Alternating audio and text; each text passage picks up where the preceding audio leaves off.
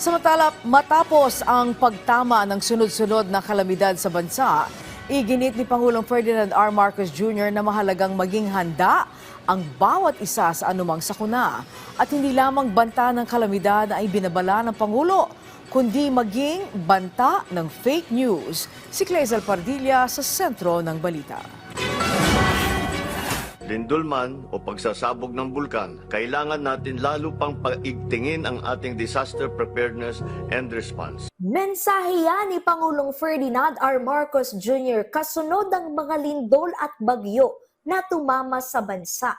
Sa kanyang pinakabagong vlog, nagpaalala ang presidente sa mga dapat gawin bago tumama ang kalamidad.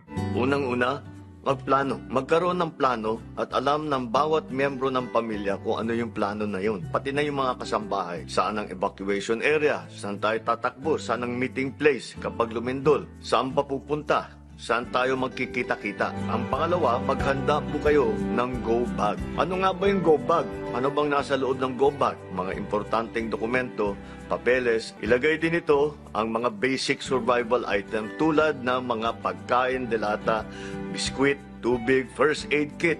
Todo rin ang paghahanda ng gobyerno bago humagupit ang sakuna, mula sa paggawa ng mga food pack at non-food items hanggang sa maagang pagdideploy ng mga tulong. Sa amin naman sa pamahalaan, patuloy din ang maagap na paghahanda. Sa DSWD at kahit mga local government unit, ang ating mga food pack, mga go bag, ready na po yan. Nakadeploy na sa ating mga warehouse.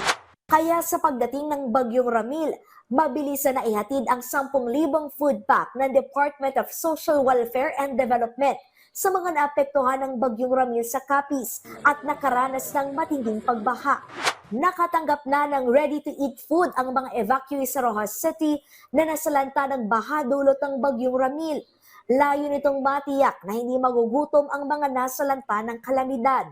Nagdala ng higit 11 milyong pisong halaga ng gamot, first aid kit, tent at iba pang tulong ang Health Department sa Bicol na tinamaan rin ng Bagyong Ramil. Itinaas ng DOH ang white alert. Ibig sabihin, patuloy ang monitoring ng ahensya sa mga operations center at nakaantabay ang health emergency response teams. Inabisuhan ng Department of Public Works and Highways Western Visayas ang mga motorista na pansamantalang nakasara ang pangunahing kalsada mula Barangay Kalaan hanggang Barangay Balatukan sa Rojas City sa Capiz na lubog sa baha. Pinapayuhan ng mga biyahero na gumamit ng alternatibong ruta mula Sigma hanggang Timpas Panitan.